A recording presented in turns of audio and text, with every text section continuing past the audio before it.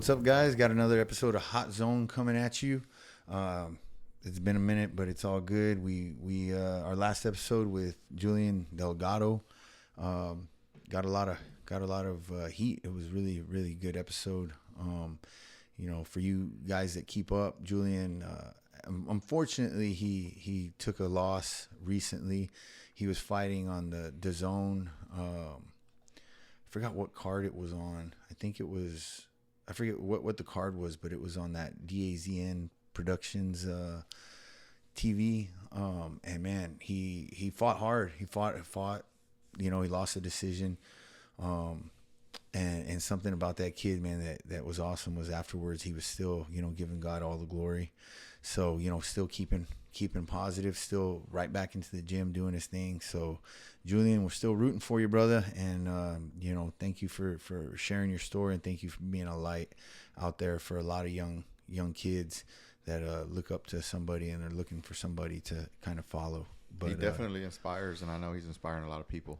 Yeah. It's not always about the wins. It's just his pretty much his everyday discipline is unmatched, man. That's I know all boxers have to be pretty disciplined to be in that sport, but it's really inspiring to see him just put himself out there and just do it every day. Yeah, man. Yeah. Well, what's new with you, man? What you got some new ink apparently? Oh yeah. I did on Friday. I didn't really say much, but nice. You noticed or not? No, I didn't see it. Oh, yeah. Okay. Nice. Yeah. Amy and I both. Amy got something done on her arms too. Perfect. I've been trying to make it a point to just like, I always say this, like, just want to put me down every 3 weeks or every whatever, and then just keep working on stuff. But it's so hard to get in there. But man, it's always fun. Man, I always learn something new about Lucas. Turned out he has a 1970 Dodge Challenger that he's had for like 20 years. Yeah. He was talking about selling it, but I was like, I've been to your house. I've seen all your cars. I know he's into cars and motorcycles. I've seen all your cars. Like, what is this car? And he's like, oh, let me show you some pictures. Badass Dodge Challenger that I never even knew he had. It's at his dad's house. He's probably going to sell it, but it was like one of those things that every time I sit down with him, I learn something new. Yeah, I always call him my therapist, man, because I sit there and we can just go at it forever. Actually, we need to get him back on. He's got some stuff he's such a storyteller too, that he man. wants he wants to talk about. So. Yeah, and he recently went on some trips, and I think he's got some traveling coming up. So, yeah, let's hit him up. I love to talk about Hawaii, man. He knows all the ins and outs of that place, man. Yeah, he was there for like 3 weeks. 3 weeks. Yeah, so. yeah. Well, man, today, I guess on this episode, I kind of wanted to touch on something. I think every firefighter, there's a saying, what is the saying? Firefighters hate. They don't like change. They don't like the way things are. Yeah. That's it, man. That's a common thing, right? And so it recently I've been undergoing some changes. I just moved shifts and stuff, and so it's always different to bring somebody that has a different perspective on things or a different personality into the mix. And whether it's your crew or other crews that you're dealing with, there's just a different dynamic bringing somebody new into the station. But it's been making me think about that, right? Because it's like, why, just as people, I guess they say we're creatures of habit, right? Mm-hmm. We're creatures of habit. Some of those habits aren't good, and then when people come in to change those things, it kind of messes us up, right? It throws us off. Why? I mean, have you ever noticed that as far as like in your life, in your personal life, like something that changed that you can look back on and say, man, this was a change that was initially unwelcome, and I just kind of learned to deal with it and then ended up appreciating it? Yeah. So as far as in the fire service, one thing I learned a long time ago, and you can like look back on your career and you'll probably agree with me, but for an organization that hates change so much, man, the department, all it does is change. Yeah. It changes at a rapid pace. Yes. So if you think about EMS, let's just use that as first example. The way, the tools that we used on the ambulance and the protocols and the way that we did things is totally different to get today than what it was when we started, right? And that just evolves, like always. And then the fire service it's pretty interesting. Like we're still using water. I mean, like, there's a lot of things that stay the same, right? But there's a lot of change too in our PPE and equipment. Oh, and, yeah. the trucks are totally different. So when I first started, we were in open cab trucks. Like that's no longer a thing anymore. And we could example after example. So I learned very quickly, like, if you're going to sit here and not like change and be upset and just try to fight it all the time, you're going to be miserable, because the department's always evolving, always changing, right? And especially here in the last few years, we've just been really changing, doing a lot of changing on our procedures and policies and stuff. So, like, man, you'll drive yourself crazy if you just sit there and just like going to be mad about it. Or you'll drive other people crazy. That too, that too. And that's important because we're a team, right? So I think that I recognized early that, like, it's okay. Change is okay. Usually it's for the better most of the time. At the end of the day, it's some type of technology or something's going to make us better, more efficient. So I definitely like leaned on that. And then I always wanted to be a student of the trade, or wanted to be like at the cutting edge. Like one of my biggest fears, this is like, so, it sounds funny, but you'll think about it and you'll be able to think in your head of these people. Like, have you ever worked with those people that, like, they thought they were like the cutting edge, like they thought they were like at the tip of the spear, but you were like, bro, like, you're so far behind. Like, they don't even know. Yeah. Like, my biggest fear is to be one of those guys and not know it. Like, I still think like that's like Homer says, you're not him. Mark used to say it. You're not him. You're not Mark, him. my brother, rest in peace. Mark so that's one of those things, right? So with that, like, and I'm talking like big changes. Like, I remember a captain that, like, Cap, they're calling you on the radio. He's like, always calling me on the radio. I'm trying to do work. It's like, the radio is not that much of a big technology. Like, that's from a long time ago that we didn't use radios. But that's what I'm talking about, is that like, he still was like, you don't need to answer the radio. Like, I'm trying to work here. Let me ask you this, because the more, obviously now I'm in a supervisor role. But how about when there was change that's pushed from the top down, but it's something that you genuinely don't like? Yeah. This is a common one. Yeah. But yet you still have to carry out those orders. How would you handle that with your crew? I'll tell you what I won't do. I'll tell you what you shouldn't do. I'll tell you what's going to really just, it'll make your life difficult. If you sit there and you foster the environment of like, this is stupid, we're only going to do it because the boss wants us to, the chief wants us to, you're setting yourself up for failure, because eventually there's going to be something that you want to do that not everybody agrees with. Right. And you've already set that environment for, like, it's okay to say, that's stupid, we're not doing that. Yeah. So, it may be something that you don't agree with. I doubt it's going to be something that's just blatantly, like, not safe if it's coming from the top.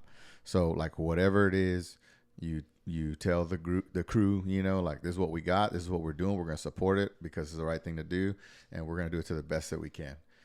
I'd like to think that there's a good communication up and down the chain of command. And what I mean by that is that if there's something that's just like, it's not working, like, we tried it, it's not working, that you would have the platform to, like, voice that opinion and say, look, we tried this and it's not working. That's the problem, though, is we I think are our own worst enemies, in the sense where I think we like to be bitching with no solutions, right? Yeah. We like to, I don't like this. The awards committee is a perfect example. Somebody gets nominated or gets the award, and it's like, I don't think that guy should have got it. Well, who'd you nominate? Yeah. Well, what other nominations were there? Like, we put it out. Like, what's the deal? Yeah. So I think we have to be careful about that apathy of just like whatever, right? Yeah. Like, yeah, we live, or we're in a time now where I think we do have administrative staff that listens. Yeah.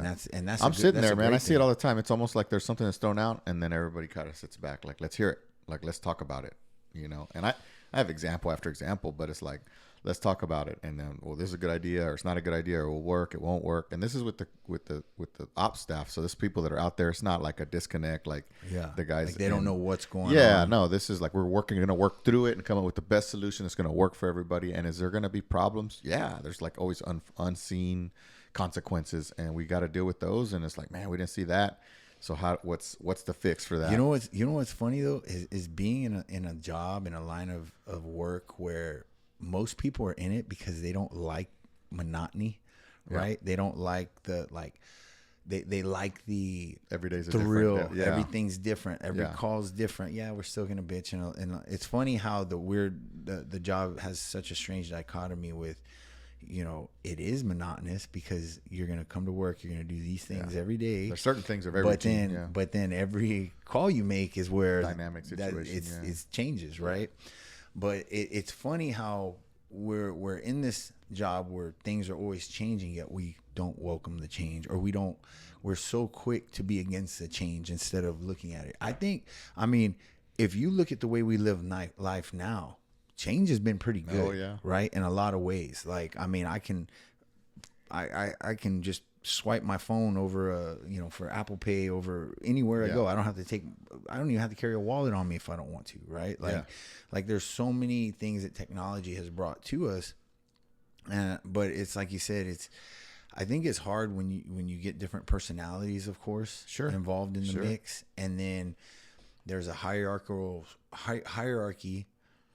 there. And the funny thing about the fire service is that you're going to have guys that have been doing it for 30 years. And then you get a new guy that comes in. I say new guy. He's say a new captain that's been out for 7-8 years, gets promoted. And now that's where I think you see the most of like an uprising or an uproar. Could be, and it's always those guys that, and I always say, when you see the guys that are looking at the list and picking it apart and being like, oh, this guy sucks, that guy sucks. Ask them, why didn't you take the test? Yeah, where are you on the list? Where are you? Why? I mean, at least these dudes have the balls to take the test. You know what I mean? And some of that too is on the approach, right? So when you come in as that new leader, you're going to come in like, this is, because this is always, so I tell the captains orientation this all the time. You do all this studying and it's me, all about me. I got to score the highest. I got to do the best. I'm going to do the greatest job. And it's a lot of me. And you have something that you have to remember that, it's up to you, but it's not about you. Right. Right. And so it's so easy to say like me. But when you go to a new place, it's like, okay, what's the workflow? What do you got? Like what's been working, right? You take a look at what you like, what are we doing that we're doing a good job at? We'll keep doing that. What are we doing that's absolutely stupid? That is it serves nothing to the mission, right? Let's stop doing that, wasting our time doing that. And then what can we add? What can we do now that's just kind of the keep, start, stop, keep, stop, start, whatever you want to look at it. It's like, that's how you look at any problem, right? It's like, okay, how can I add to it? How can I, add value? But at the same, I'm not going to just come in here and change everything y'all are doing. Obviously you're doing something right. It's like you're, hopefully you're meeting the mission at some point. Right. Maybe I can make some little improvements over time, not all at once, that are going to help us be a little more efficient. As a new leader there, you're going to be like, I'm here as your advocate, and I'm here to, set the platform to like, so that everyone has a voice and we can work towards this together. If you come in like, with an iron fist, there are times where you have to do that, but oftentimes that's not going to work. Yeah. I think there definitely are times, but those times I think are when there's definitely a lack of performance. That's evident there. Yeah. And then you may there's some non-negotiables. There's some that is just like, if they're just not doing their job, like there's some you're not meeting the minimum. Say, okay, we got to like, that comes first. Yeah. But like if you get to a crew that's like, man, everybody's firing all cylinders, I'm just gonna make some small tweaks, to where we could just be a little more efficient. Because we're all a team, and that's like I tell the guys all the time. I say, man, we're a team. We're on the ultimately, like I'm gonna make the final decision. I'm gonna make the final call, but I need y'all's input. Like we're a team. I can't get to a fire and put it out by myself. No. Without you guys helping. Think of it this way too. Like remember, like all these years, like you had some great leaders and you had some like not so great, right? No matter what, like we want to make them look good. So surround yourself with people that like they want to make the team look good. Right. Like if it's that one guy that's like, oh, y'all are gonna fail, like this is why, and they're trying to prove you wrong, it's trying to like fail on purpose. Like you don't want that guy around. Right. Like I don't need him around. He's not here. He's not the team player. Like everybody's like, we want to look good. We show up on scene. We want to like do our job, accomplish the task, go to the next one. Yeah, I don't know anybody that genuinely doesn't want to do a good job. I think. Well, I'm talking about subordinates that like their captain, like, oh, he sucks. Oh, yeah, he's gonna get us in trouble. He's gonna get us this. And it's like, hey, you know what? They're cancers. Well, you know what? Like, do what you can to make him look good. Yeah. Well, he's gonna get the credit. So what? Y'all get the credit. Yeah, y'all are winning team. I think that's the biggest thing, man. When I get pushback sometimes, and I'm not talking about my guys. I'm just talking about in general. But in different situations where I've gotten in, because I've gone in many. Being in training and some of the things that we've implemented, and then. And from guys on light duty doing roll call and training to having to do return to work you know, evolutions and the new structure of the cadet academy and like all that stuff. And then coming out in the field and my old crew adjusting to me, my new crew adjusting to me. There's definitely, and then working with the other crews. Cause that's what I tell my guys, man, like, you know, right now at the station I'm at, I try to tell some of the other guys on the other shift, I'm like, man, we're all here this is our home. Yeah. It's not A shift's home, B shift's home, C shift. This is our home. Like, let's make this the best we can for everybody. And you guys might have an idea that you want changed. And just because you've been doing something a certain way and it's been ignored, for instance, I asked the guys the other day, I said, man, one of the doors was broken, right? And it just got to a point where the guys just get in the habit of just using a kettlebell. And I'm like, how long has that door stop been broken? They said, oh shit, probably like years. Yeah. And so I'm like, let me send an email. Yeah. You know, but that's me stepping up, trying to like make a change for the better. I don't even know that's stepping up. That's just like somebody didn't do their job for months.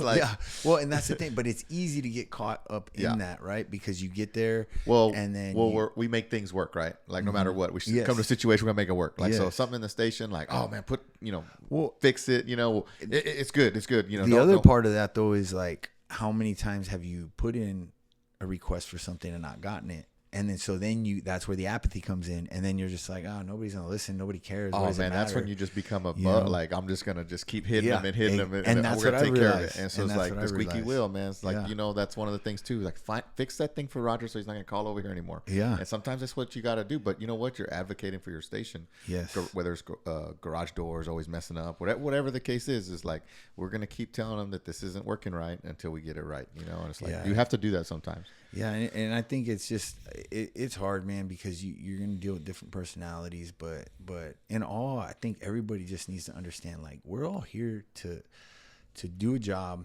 and you know, the fire service is awesome, fire department is awesome because it's literally like you go there and you're there for a third of your life, right? Yeah, that's where you're gonna live.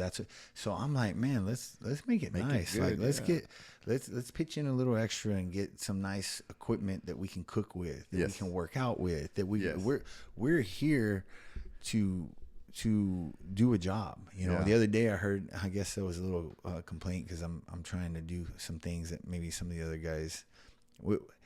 We got 2 shifts are in agreement, 1 shift's not. I'm trying to make everything, you know, hunky dory, but in the end, you know, you're always gonna have those people that don't want change, and you know, sometimes it's hard not to get drug into the negativity, right? Because when people immediately come at you and they're negative, it's easy to match that energy. The harder thing is to sit back and not be like, but there's just some things that I just genuinely, you know, kind of like scratch my head with, because my thing is like, man, we're there for 24 hours. And for me, now that I'm moved to a station that's a little bit slower, or a lot bit slower, honestly, on the engine, it's like, if I'm there for 24 hours, man, now I can actually work out, and most likely, not guaranteed, but most likely, I'm not going to be interrupted in the middle of a workout. So let's set this up and make it as nice, and I'm willing to drop some money on my own and like make it to where we can actually enjoy it, you know. And there's been some resistance there, but the funny thing is the resistance is by guys that self-admittedly never work out at the station. And one of the things that was said was, you're here to work, you're not here to work out. And I'm like, it's part of work. Well, they literally have equipment in every single fire station for a reason. So, you know, but my thing with that is I literally went up to that crew. I'm the one now in charge of ordering everything. And I said, you know what, guys? So I'm going to order supplies for the station. Is there anything specific that you guys want? Is there anything in particular that you didn't know that we could get, or that I can put out there and see if we can order it? And if they say no, they say no, or whatever. And, you know, the guys, like, they were kind of taken aback because they were like, man, nobody's really asked us. Because apparently before, the guy that was in my spot that was ordering, you get what you get. Don't ask no questions. And they said it was funny because he'd always be like, the city's gonna be spending a lot of money. They acting like it was his money, you know. And it's like, no, it's the we classic need this logistics guy. Yes, and it's like, did you There's pay? certain things you need, man. If you need it, you need it. You know? When you create an environment where you can't get things, you know, that's the whole thing about on like reserve apparatus. They never would stock them because things would disappear, and not like nobody's stealing it like to take it home. They're just stealing it for their truck. They want better stuff. And it's like when you create that environment where things are so hard to get, like you don't have a process to get things. That's when like people are stealing stuff from other trucks, like to put on their truck or hide in their chow locker for when theirs go. You know, like if you know. One is none and two two is one and one is none is like because you're like I gotta have a backup because I can't get anything, and that was always the thing, man. We got to be able to get the equipment we need, you know, if we legitimately need it, and you have to have a process to do that. And so if you don't, well, then that creates this environment of like robbing Peter to pay Paul, you know. Well, let me ask you this: what advice would you give anybody walking to a situation where they are the change, and that they are feeling resistance? How would you encourage them, or how would you advise them to go about moving? Whether it's a supervisor or maybe it's just a new member of a crew, and you know they're trying to do some things or bring about some ideas, and they're just constantly getting that resistance. Yeah, I definitely don't get personal. Don't hit the negativity with negativity. I would detach, like take a big look at it. What is the reason for the resistance? Is it a matter of just like they don't like change, like that might just be it? Or is it like that? Listen to them, truly active listen. Like, is there something that we can't do that because of XYZ? And it's like XYZ is a good point. He's making a good point. Right. Like listen. And then, you know, if you're passionate about it and it's something that you really feel is going to like help meet the mission of the fire department or that station or whatever, you know, meet the mission and more efficiently, then stick to your guns and keep advocating for it. I'm not saying fight with the person, but just, you know, really, you know, try to look at different perspectives, different way to like state your point and get it done, you know, and be passionate about it without, you know, pulling the card. The minute that you pull like the rank card or this is how it's going to be, like you're going to lose them, you know. And then they're going to wind up taking it personal and be fighting you just to fight you when it's like they won't take a good look at it, you know. So just being open-minded, you know. I guess I'm just a little different because, like I said, jiu-jitsu's taught me a lot. One thing it's taught me is I can learn from anybody. Sure. Right. Yeah. And so for me, anybody that comes to the crew. And I think part of my problem is maybe I make the mistake of thinking that everybody is as sees it that way. Yeah, they don't. Yeah, I think that's the thing because anytime somebody else comes in, I'm always like, hey, what new ideas do you got? Yeah, you know what? Oh, you think we should put this here instead of there? You think we should move this from there to here? Like, cool. Yeah, show me why. Tell me why. What do you think? And then some guys are just like, no, they're just against it. And because my thing is like the station I'm at right now, I brought up some ideas that got shot down. Yeah. Like, you know, at the old station we used to do yard month, where instead of doing every Wednesday, somebody does it. We just no, this is your month. Y'all cut it whenever you want, and just it gets cut.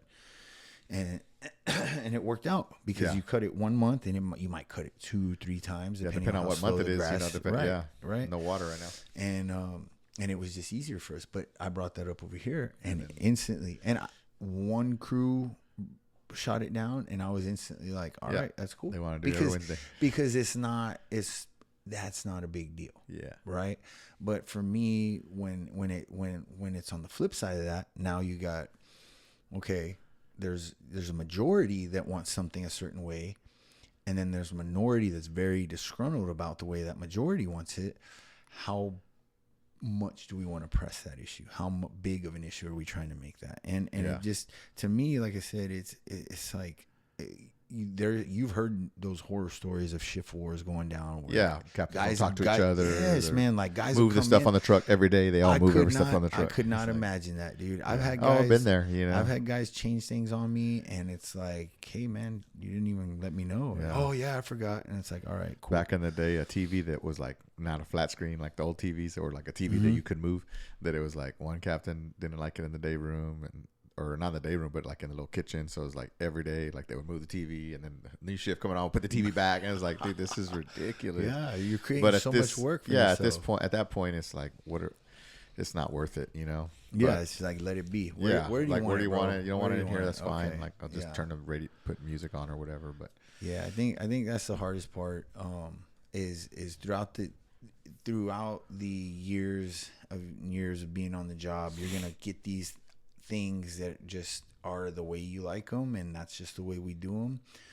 But you know, we always have to be receptive to change. You always have to be willing to, because it's gonna change. Whether you want it to or not, it's gonna change from the way we. I mean, yeah.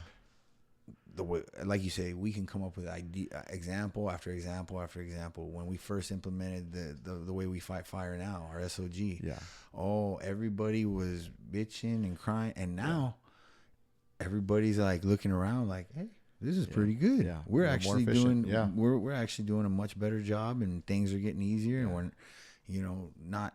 There's been plenty of fires where normally we would have had charge hose lines in picking up 5-inch, you know, hundreds and hundreds of feet, where we just put it out. Got it out. Two tanks of water right there, you know. So anybody out there listening, man, I want to encourage you guys, welcome the change. You know, don't be afraid to be the change. Yeah. If you see something that you can add to, or you see something that maybe they're ineffective in a certain area, and it doesn't have to be anything big. It could be something little. But don't be afraid to speak up and voice your opinion. And then to anybody out there that seems to be struggling, if one of my warning signs is if you are angered, if you are instantly angered, it triggered you. Yeah. If something triggers you, what did you say? Detach. Right? Yeah. Detach yourself from it. Look at a bigger picture.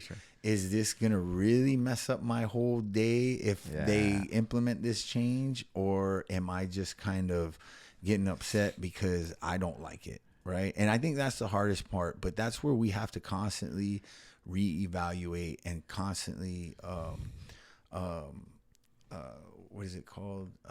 You just...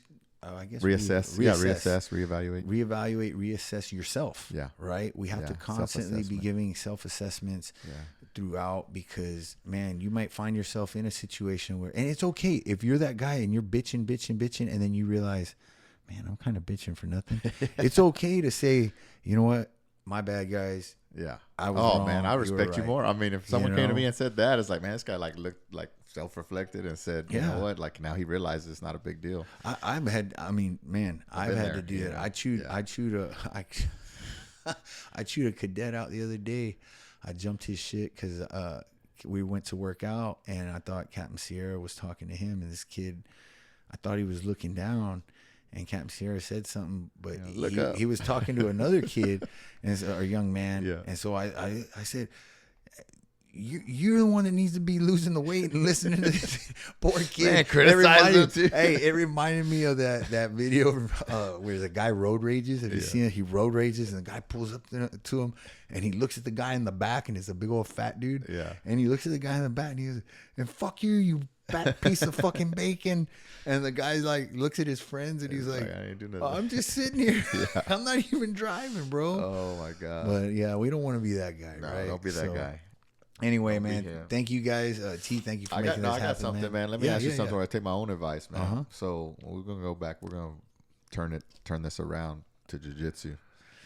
It's like, what am I supposed to do whenever it's like I'm rolling with people that are good, you know, that have been doing this a while, and I get stuck in that half guard, and they're like got a super good knee guard, and I'm just like, what I do to everybody else, like try to smash and just smash that knee down, and it's like I have to like, this isn't working. Yeah. This is not working. I can't get past. Like, what do I do? Like, well, you got to reevaluate, right? Where you're at, what's stopping you.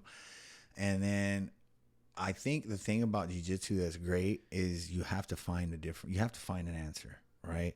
If I'm doing what I'm doing and it's not going to work, then I have to reassess and I have to try something different.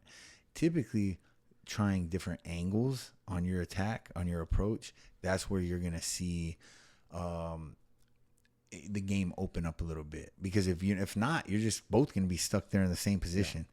But if you stand up, that's the biggest thing. And we're talking to our jiu-jitsu heads here, But that's the biggest thing for me that I noticed that changed my game was when I would be on my knees, and then I started standing up to pass. Now the hard part is this, right? Because then people say, "Well, I do stand to pass." No.